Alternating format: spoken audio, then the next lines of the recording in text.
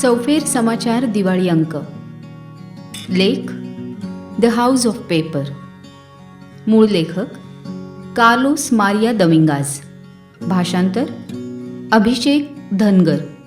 अभिवाचन हर्षा बागल. 1998 सालच्या वसंतातील एक दिवस ब्लूमा लिनननं सोहोमधील पुस्तकांच्या दुकानातून एमिली डिकिन्सनच्या कविता संग्रहाची एक जुनी प्रत विकत घेतली आणि रस्त्याच्या पहिल्याच वळणावर ती दुसरी कविता वाचत असतानाच तिला कारने चिरडलं. खरंच पुस्तकं माणसाच्या नियतीला वळण लावतात नाही. काही लोकांनी टायगर ऑफ मलेशिया हे पुस्तक वाचलं आणि दूरवरच्या विद्यापीठात ते साहित्याचे प्राध्यापक म्हणून काम करू लागले. डेमियन या ग्रंथाने हजारो तरुण तरुणींना पौर्वात्य तत्त्वज्ञानाकडे आकृष्ट केलं. हेमिंग्वेने त्याच्या वाचकांमधून खेळाडू घडवले, तर अलेक्झांडर द्रुमानं हजारो स्त्रियांच्या जीवनामध्ये टोकाची गुंतागुंत निर्माण केली. त्यापैकी केवळ काही स्त्रियाच पाककलेच्या पुस्तकांमुळे आत्महत्या करण्यापासून बचावल्या. ब्लूमाचा बळीसुद्धा पुस्तकांनीच घेतला. पण पुस्तकांना बळी पडलेली ब्लूमा काही एकमेव व्यक्ती नव्हती. अभिजात भाषांचे एक ज्येष्ठ प्राध्यापक लेनर्ड वूड यांच्या डोक्यावर त्यांच्याच संग्रहातील कपाटावरून एनसायक्लोपीडिया ब्रिटानिकाचे 5 खंड कोसळल्यामुळे त्यांना पक्षाघाताचा सामना करावा लागला. रिचर्ड नावाच्या माझ्या मित्रानं एका विपरीत ठिकाणी ठेवलेली फॉकनरची ॲब्सोलेम ही कादंबरी तिथून घ्यायच्या प्रयत्नात शिडीवरून पडून स्वतःचा पाय मोडून घेतला. माझ्या दुसऱ्या एका मित्राला ब्युनॉस आयर्सच्या दफ्तरातील तळघरामध्ये टीबीची लागण झाली. एवढंच नव्हे तर मी एका कुत्र्याविषयी सुद्धा ऐकलं होतं, ज्याने एकदा दुपारच्या वेळी आत्यंतिक रागाच्या भरात ब्रदर्स कारामाझोफची पानं गिळून टाकली आणि त्यामुळे अपचन होऊन त्याचा मृत्यू झाला होता. मी जेव्हा बेडवर बसून पुस्तक वाचत असे तेव्हा माझी आजी मला म्हणायची, बंद कर ते पुस्तक वाचणं, कारण पुस्तकं अत्यंत घातकी असतात. त्यामुळे कित्येक वर्ष माझी अशी समजूत झाली होती की आजी अगदीच निर्बुद्ध आहे. पण वस्तुतः जर्मन वंशाची माझी आजी किती सुज्ञ होती हे आता काळाच्या ओघात सिद्ध झालंय. ब्लूमाच्या अंत्यविधीसाठी केम्ब्रिजमधले अनेक उच्चपदस्थ लोक उपस्थित होते. सर्व्हिसच्या वेळी प्रोफेसर रॉबर्ट लॉरेलनी उत्कृष्ट असं समारोपाचं भाषण केलं. त्यातील अकादमिक गुणवत्तेमुळे नंतर त्यांचं ते भाषण पुस्तिकेच्या स्वरूपातही प्रकाशित केलं गेलं. प्रोफेसर लॉरेलनी आपल्या भाषणामध्ये ब्लूमाचं 40 वर्षांचं जीवन वैशिष्ट्यपूर्ण बनवणारी तिची विद्यापीठीय कारकीर्द, तिची संवेदनशीलता आणि तिची प्रखर बुद्धिमत्ता यांचा उल्लेख केला. आपल्या भाषणात त्यांनी लॅटिन अमेरिकन वाङ्मयावर अँग्लो सॅक्सन संस्कृतीचा प्रभाव या विषयावरील संशोधनामध्ये ब्लूमाने दिलेल्या मौलिक योगदानाचाही उल्लेख केला. मात्र भाषणाच्या अखेरीस त्यांनी जे उद्गार काढले त्यामुळे मोठाच वादंग निर्माण झाला. ते असं म्हणाले, ब्लूमाने आयुष्यभर स्वतःला साहित्य सेवेसाठी वाहून घेतलं, पण तेच साहित्य तिच्या मृत्यूला कारणीभूत होईल असं तिला स्वप्नातही वाटलं नव्हतं. काही लोकांनी मग लॉरेलवर गलथानपणा करून संपूर्ण भाषणाचा विचका केल्याचा आरोप केला. पण लॉरेलच्या सहाय्यकाने चोख प्रत्युत्तर देऊन त्यांना शांत केलं. त्यानंतर थोड्याच दिवसांनी ॲना या माझ्या मैत्रिणीच्या घरी जॉन बर्ननला मी लॉरेलच्या विद्यार्थ्यांना कळकळीने सांगताना ऐकलं. ब्लूमाला एका कारमुळे आपला जीव गमवावा लागला, कवितेमुळे नाही. त्यावर मग लगेचच 2 तरुण आणि एका ज्यू मुलीनं प्रतिवाद केला. ती म्हणाली, पण आपल्याला समोर जे दिसतं त्याच्या पल्ल्याड कशालाच अस्तित्व असत नाही. प्रत्येकाला कुठल्याही विषयाची त्याच्या स्वतःच्या पद्धतीने मांडणी करण्याचा अधिकार आहे. त्यावर लटका अनुनय करत जॉन म्हणाला, आणि प्रत्येकाला सुमार साहित्य निर्मिती करण्याचाही अधिकार आहे. ठीकच आहे. त्याच्या अशा वृत्तीमुळे एक सिनिक मनुष्य अशी त्याची विद्यापीठात ख्याती होती. अक्षरशः लाखो मोटारी रस्त्यावर फिरत आहेत. त्यावरून एक चांगली संज्ञा काय ताकदीची असते हेच दिसून येतं. तो पुढे म्हणाला. लॉरेलच्या त्या कुप्रसिद्ध विधानाची चर्चा संपूर्ण विद्यापीठात पसरली होती. विद्यार्थ्यांसाठी तर भाषा आणि वास्तव यामधील सापेक्षता या विषयावर वादविवाद स्पर्धासुद्धा घेण्यात आली. प्रत्यक्ष अपघाताच्या वेळी ब्लूमाने नेमकी किती पावलं फरसबंदीवर टाकली, अपघात होईपर्यंत कवितेच्या किती ओळी ती वाचू शकली होती आणि त्यावेळी कारचा वेग किती होता, या साऱ्यांची गणती करण्यात आली. लंडनच्या रस्त्यावरील वाहतुकीची निर्देशक चिन्ह आणि ज्या क्षणी ब्लूमाच्या शरीरावर साहित्य आणि जग दोन्ही एकाच वेळी येऊन आदळलं, त्या क्षणाचे सांस्कृतिक, शहरी आणि भाषाशास्त्रीय संदर्भ या विषयावर जोरदार वादविवाद झडले. मी मात्र त्यावेळी कामात अगदीच व्यस्त असल्यामुळे या साऱ्यांपासून दूर राहणंच पसंत केलं. कारण ब्लूमानंतर डिपार्टमेंट ऑफ हिस्पॅनिक स्टडीजचा कार्यभार मलाच पाहावा लागणार होता. तिचंच ऑफिस मला वापरावं लागणार होतं आणि ती घेत असलेले वर्गच मलाही घ्यावे लागणार होते. एके सकाळी ब्लूमाच्या नावाने आलेलं एक पाकिट माझ्या हातात पडलं. पाकिटावर उरुग्वेचा स्टॅम्प होता. मात्र ते पाठवणाऱ्या व्यक्तीचा पत्ता त्यावर नसल्याने तिच्याकडे परीक्षणासाठी आलेलं एखादं पुस्तक त्यात असावं असं मला वाटलं. अकादमिक प्रकाशनासाठी अशी अनेक पुस्तकं लेखक तिला आशेनं पाठवायचे, पण त्या पुस्तकातून मौलिक असं काहीतरी मिळण्याची खात्री वाटण्या इतपत लेखक प्रख्यात असेल तरच ब्लूमा त्याचं परीक्षण करत असे. अन्यथा अदखलपात्र असं त्यावर खरडून राखीव संग्रहात ते जमा करण्यासाठी माझ्याकडे देत असे. एकदा का ते पुस्तक तिथे पोहोचलं की मग मात्र ते पुस्तक जवळपास विस्मृतीतच जात असे.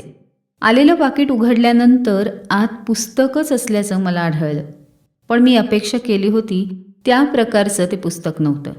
पुस्तक उघडता क्षणीच मला स्वाभाविक निराशेची भावना झाली.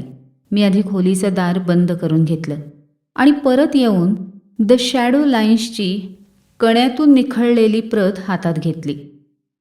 ब्लूमा जोसेफ कॉनरॉडवरील प्रबंधावर काम करत होती याची मला कल्पना होती, पण विचित्र गोष्ट अशी होती की पुस्तकाच्या मुखपृष्ठावर आणि मलपृष्ठावर कसला तरी घाणेरडा थर चिकटलेला होता. पानांच्या कडांवर सिमेंटच्या सूक्ष्म थरांचा पापुद्रा जमला होता. त्यामुळे खालच्या चकचकीत टेबलावर सिमेंटचे कण पडून बारीक धूळ जमा झाली होती. मी रुमाल घेऊन पुस्तकावरून तो फिरवला आणि आश्चर्य म्हणजे रेतीचे लहान खुरे कण रुमालाला चिकटून वर आलेले दिसले. ते निःसंशयपणे पोर्टलँड सिमेंटचे कण होते. कुणीतरी ते कण पुस्तकावरून खरडून काढण्याचे प्रयत्न केले होते, पण त्याआधीच सिमेंट आणि वाळूचा तो थर घट्टपणे पुस्तकावर जमा झाला होता. त्या पाकिटाच्या आत पत्र वगैरे काही नव्हतं. केवळ स्पाईन तुटलेलं पुस्तक होतं आणि ते हातात घ्यावं असंही मला वाटत नव्हतं. पण मी काळजीपूर्वक ते पुस्तक बोटात धरून उचललं. पुस्तकावर मला ब्लूमाच्या हस्ताक्षरात लिहिलेला एक संदेश दिसला.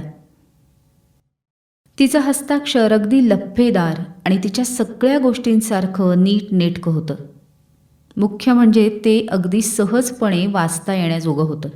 कार्लोससाठी मॉन्टेगरीमधल्या त्या वेड्या दिवसांच्या स्मृतींसह या पुस्तकाने एका विमानतळावरून दुसरीकडे प्रवास करताना माझी नेहमी सोबत केली आहे.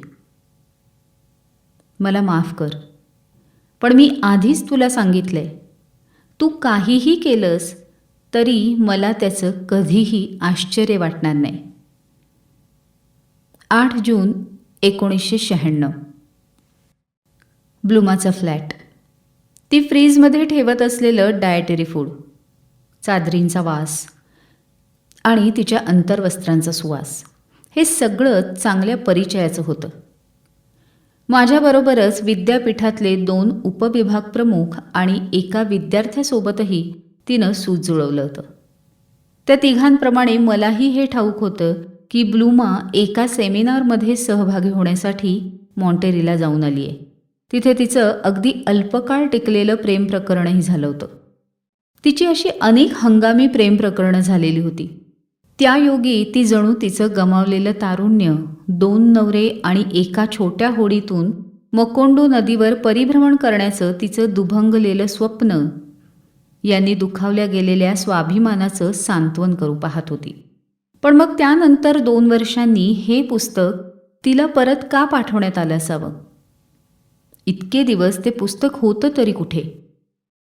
आणि या सिमेंटच्या थराखाली ब्लूमाला नेमकं वाचायचं तरी काय होतं? मी आयरिश फेअरी अँड फोक टेल्स हे उत्कृष्ट पुस्तक माझ्या हातात घेऊन पाहिलंय. त्या पुस्तकाला विल्यम बटलर ईस्टची प्रस्तावना होती आणि जेम्स टॉरेन्सची मूळ रेखाचित्रही त्या पुस्तकात होती.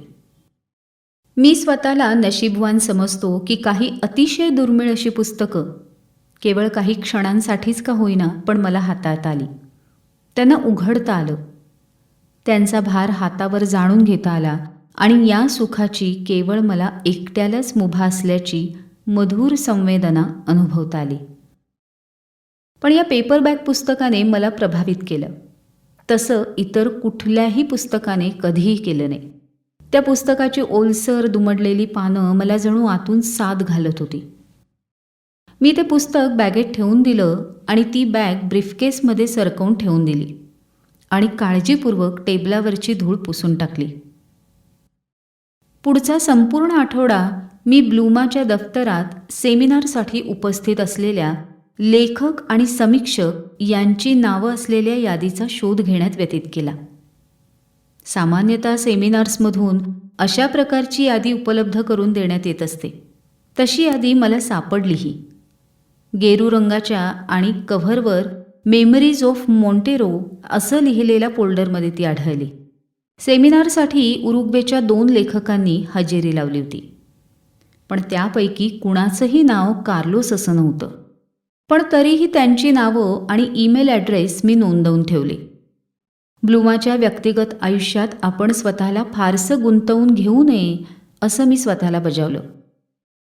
पण असं विलक्षण पुस्तक जे ब्लूमाला वाचायचं होतं आणि त्यावर साचलेल्या धुळीच्या थरामुळे अगदीच दुर्वाच्य बनलं होतं, ते ज्याने ब्लूमाला पाठवलं असावं त्याच्याकडे पुन्हा सुपूर्द करण्यासाठी नक्कीच पात्र आहे असं मला वाटलं. मी ते पुस्तक माझ्या अभ्यासिकेच्या टेबलावर ठेवून दिलं आणि पुढच्या कित्येक रात्री मी कुतूहल आणि साशंकता अशा संमिश्र भावनेने त्या पुस्तकाकडे पाहण्यात व्यतीत केल्या. हे अर्थातच मी कबूल करतो, पुस्तकांची प्राप्ती करून घेण्यापेक्षा त्यांच्यापासून सुटका करून घेणं अधिक मुश्किल असतं. निकड आणि विस्मृतीच्या बंधाने पुस्तकं आपल्यासोबत जोडली जातात. आपल्या जीवनातून उणे झालेल्या आणि फिरून कधीच न येऊ शकणाऱ्या अशा क्षणांचे साक्षीदार बनतात. आपल्या अस्तित्वाचा एक अविभाज्य भाग बनून जातात. मी अनेकदा पाहिलंय, काही लोक पुस्तक वाचल्याचा दिवस, महिना आणि वर्ष यांची तपशीलवार नोंद ठेवून एक गूढ कॅलेंडर निर्मित असतात. तर काही वाचक पुस्तक दुसऱ्याला देण्याआधी पुस्तकाच्या आतल्या कोऱ्या पानावर स्वतःचं नाव लिहून ठेवतात. मला असेही काही ग्रंथसंग्राहक ठाऊक आहेत जे पुस्तकांच्या पानावर शिक्के मारतात किंवा मग एखादा खुणेचा कागद पुस्तकांच्या पानात सरकवून ठेवतात. खरं तर पुस्तकं गमावणं कुणालाही आवडत नाही. म्हणजे एखादी अंगठी, छत्री किंवा घड्याळ गहाळ होणं आपण पसंत करू, पण एखादं पुस्तक गमावणं आपल्याला अजिबात आवडत नाही.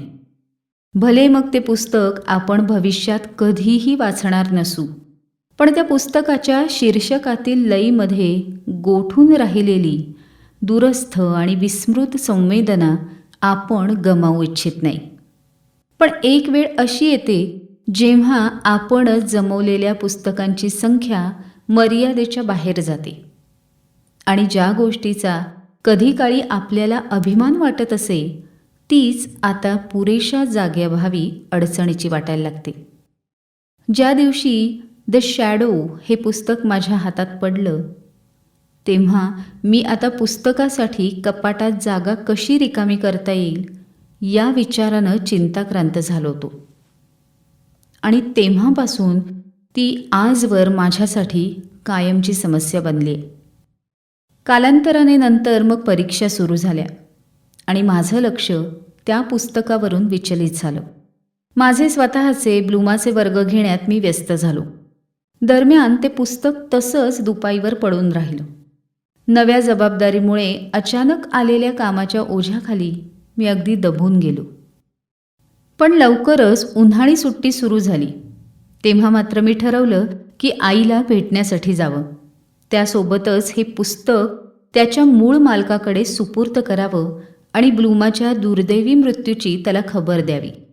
पण मी ही गोष्टसुद्धा नाकारत नाही की या साऱ्यामागे काय गूढ आहे ते जाणून घेण्याची उत्सुकता मला तेव्हा नक्कीच लागली होती.